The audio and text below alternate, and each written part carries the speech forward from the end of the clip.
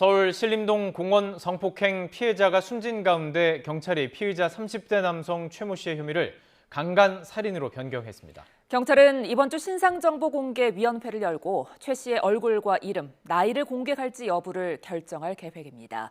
취재기자 연결해 자세한 내용 알아봅니다. 황보혜경 기자. 네, 사회부입니다. 자, 혐의부터 얘기를 해보죠. 강간상해에서 강간 살인으로 변경이 됐죠. 네, 서울 신림동공원 성폭행 피해자가 사건 발생 이틀 만인 어제 오후 숨졌습니다. 이에 따라 경찰은 30대 남성 최 모 씨에게 적용했던 강간상해 혐의를 강간살인죄로 변경했습니다. 강간살인죄는 사형 또는 무기징역으로 처벌하도록 규정돼 징역 10년 이상, 최대 무기징역이 가능한 강간치사죄보다 형량이 더 무겁습니다. 최 씨는 앞서 지난 17일 오전 11시 40분쯤 서울 신림동에 있는 공원 인근 등산로에서 피해 여성을 성폭행해 숨지게 한 혐의를 받고 있습니다. 경찰은 최 씨가 피해자가 숨질 수 있다는 것을 충분히 예상했다고 보고 살인의 미필적 고의를 입증하는 데 주력할 방침입니다. 서울중앙지방법원은 어젯밤 최 씨의 범죄가 중대하고 도망할 염려가 있다며 구속영장을 발부했습니다. 최 씨는 어제 구속영장 실질심사를 받기 위해 경찰서를 나서면서 피해자의 쾌유를 빈다고 말하기도 했습니다. 직접 들어보시겠습니다. 피해자한테 할 말 없으세요? 죄송합니다. 빠른 쾌유 되겠습니다. 다만 최 씨는 강간은 미수에 그쳤다고 말하며 살해 의도를 부인하고 있는 것으로 파악됐습니다. 최 씨는 앞서 경찰 조사에서 범행 넉 달 전부터 여성을 성폭행할 의도로 금속 재질 둔기인 너클을 구입해 가지고 다녔고 범행 당일에도 너클로 피해 여성을 폭행했다고 진술했습니다.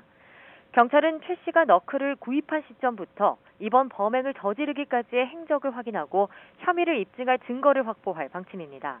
또 피해자의 정확한 사인을 밝히기 위해 내일 시신 부검을 실시할 예정입니다. 네, 최 씨의 신상정보 공개 여부도 관심인데요. 언제 결정이 되는 겁니까? 서울경찰청은 이번 주 중반쯤 최 씨에 대한 신상정보 공개위원회를 열기로 했습니다. 위원들은 이 자리에서 최 씨의 얼굴과 이름, 나이 등을 공개할지를 결정할 예정입니다. 경찰은 또 최 씨의 구체적인 범행 경위를 파악하기 위해 프로파일러를 투입해 조사하면서 사이코패스 진단검사 실시도 고려하고 있습니다. 경찰은 이번 주 후반쯤 최 씨를 구속 상태로 검찰에 넘길 방침입니다. 자, 어제 서울 지하철 열차 안에서도 흉기 소동이 벌어져서 시민들이 다치고 있는데요. 관련 수사 내용 전해주시죠.